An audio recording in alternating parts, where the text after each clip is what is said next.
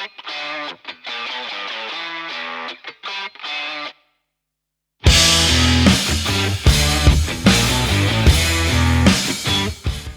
guys, what's going on? We are halfway through the Rocket Mortgage Classic, and I am absolutely fired up. This leaderboard could not look much better.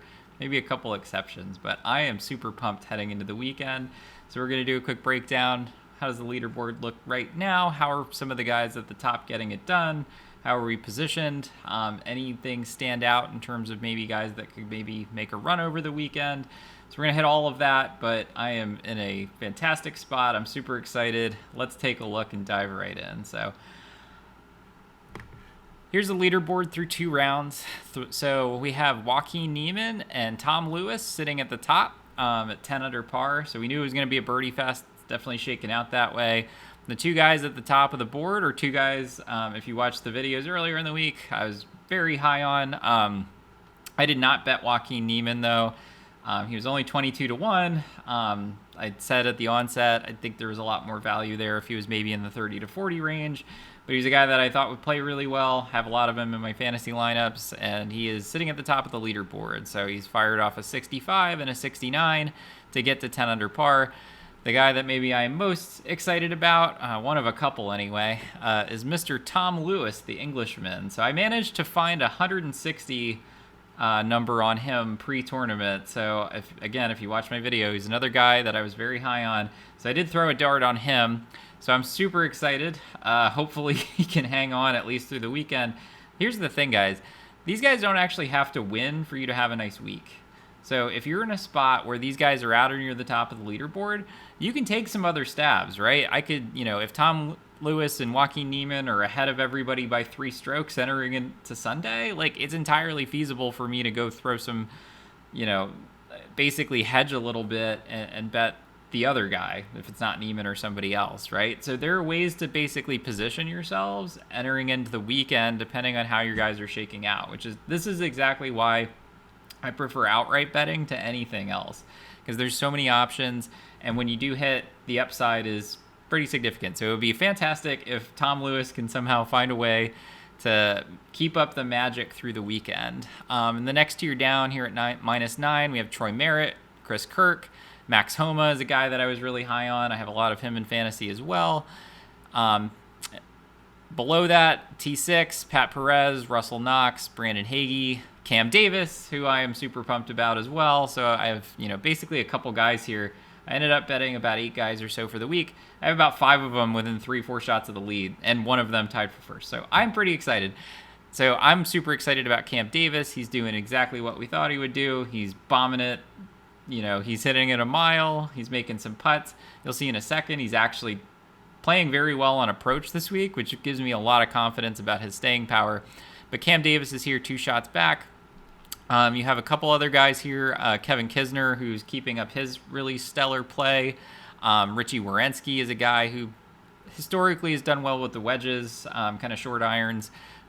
Wasn't on my radar, not necessarily in form coming into the event, but maybe it's not a shock that he's playing well. Seamus Power is a guy that was a late add to the field.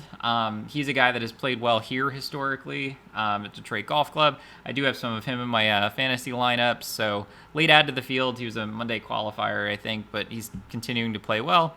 Matthew Wolff, another guy super high on entering in the week. Didn't think 30 to 1 was a good number for him, but here he is, only 3 shots off the lead.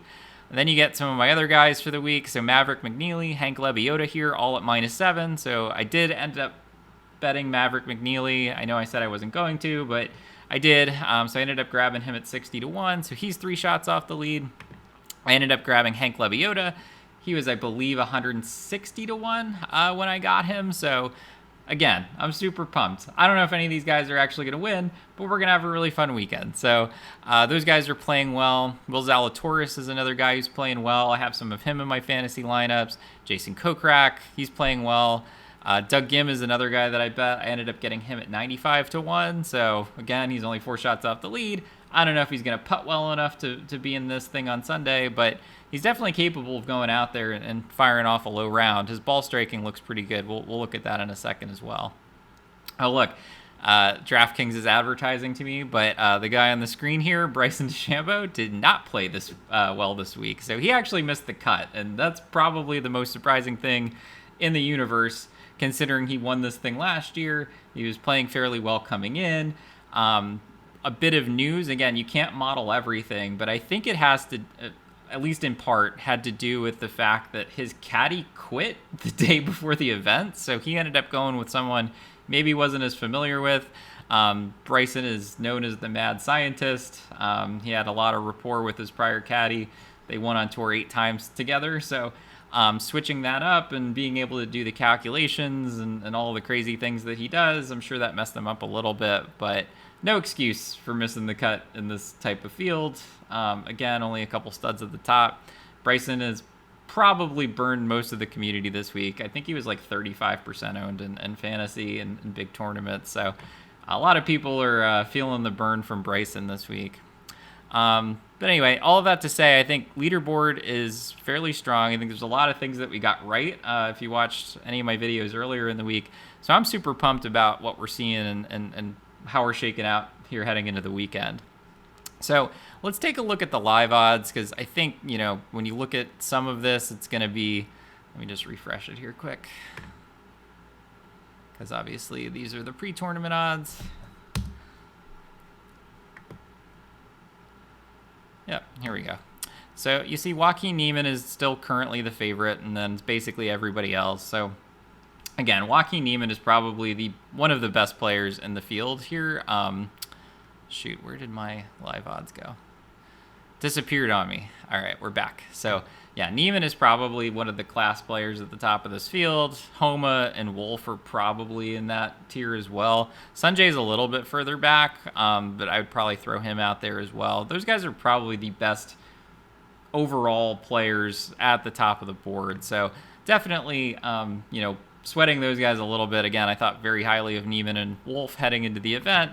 So no surprise that they're playing well, but again, I'm not sure that I'm jumping into any of this right now. I kind of want to see how things are shaking out, but we'll take a look at the live data in a second. But 4-1 on Niemann at this point is probably not the best value.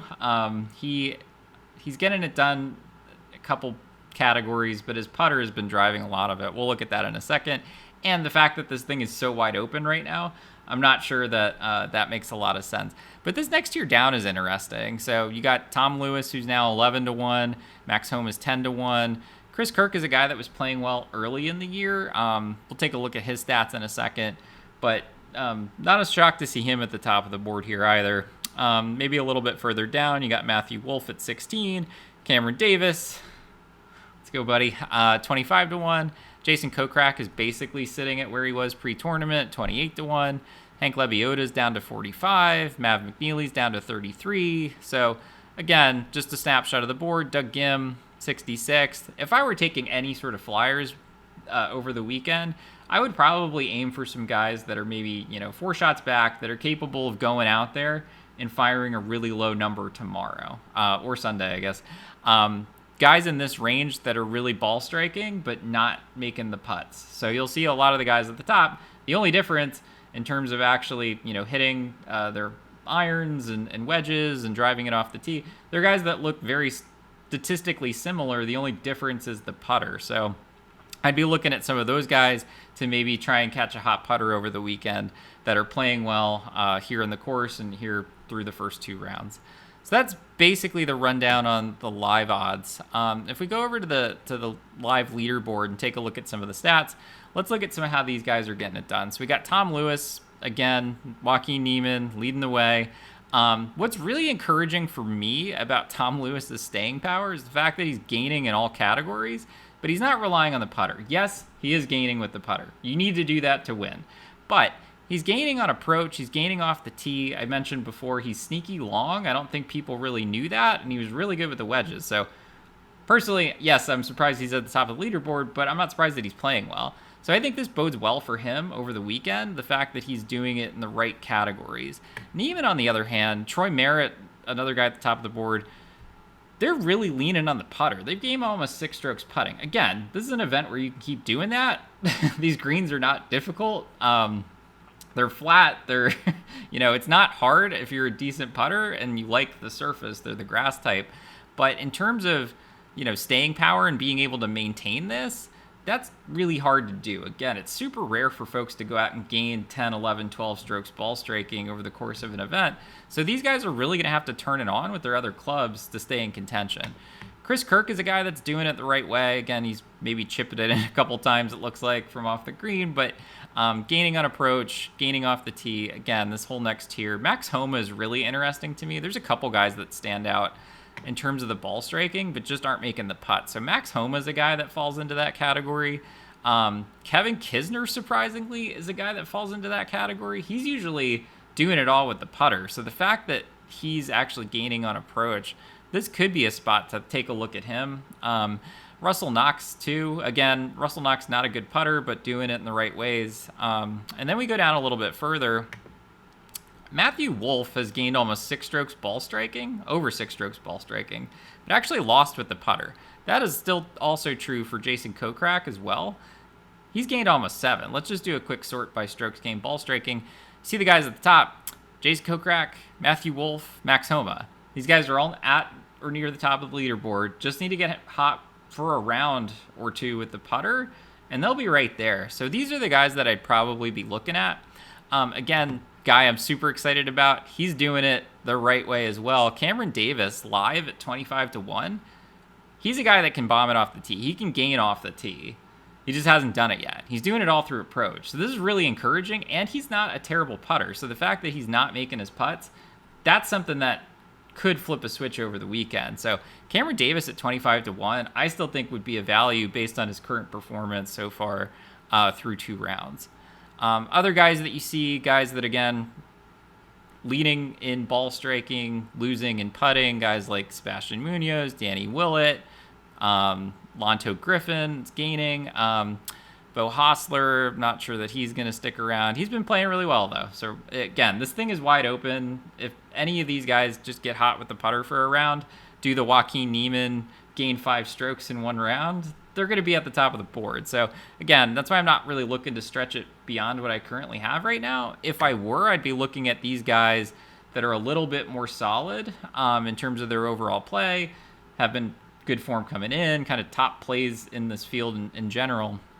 Guys like Jason Kokrak, Matthew Wolff, Max Homa.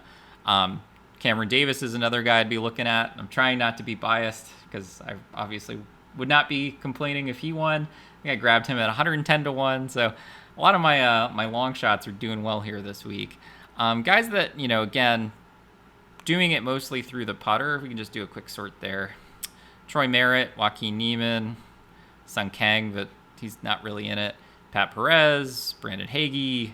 So these guys, again, are probably guys that, unless they're gaining and the ball striking, are probably going to regress a little bit over the weekend. So I'm sure some of you guys do this, but there's actually the ability to play showdown slates on Draftkings. You can play 1 round and try basically, for that round, normal fantasy scoring. I think the points are a little bit inflated, but there's no position scoring, so you don't have to wait until the end of the event. It's really just for 1 round.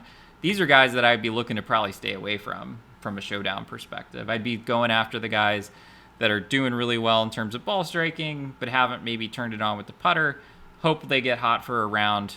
So basically these guys here at the top of the board would be who I'd be looking at for the type of, like, a showdown type play. So that's basically it. So again, super quick video. I'm super jazzed about where we're at heading into the weekend. I think it's good. Again, at a minimum, we're set up for another good sweat. If you've been tailing any of this the past couple of weeks, that's one thing you probably can't complain about. We've always had some guys in the mix. So I'm super excited. Hopefully we break through with a nice win here this week. Hopefully maybe one of my lineups ends up doing well on DraftKings in the big tournament. Take a big one down, but I doubt that will happen. I think it's more likely we hit it out right here. But anyway, I'm super excited. Have a fantastic 4th of July weekend. I may do an update here on basically after round 3, depending on how things are looking. But I think there's something that'd be of value for you guys to hear or look at. So anyway, enjoy the rest of the event. Super excited. Again, we'll catch up here very soon. And if you like the content, as always, subscribe to my page, subscribe to my channel, like the video, and we'll talk here very soon. So thanks, everybody. Thanks for tuning in.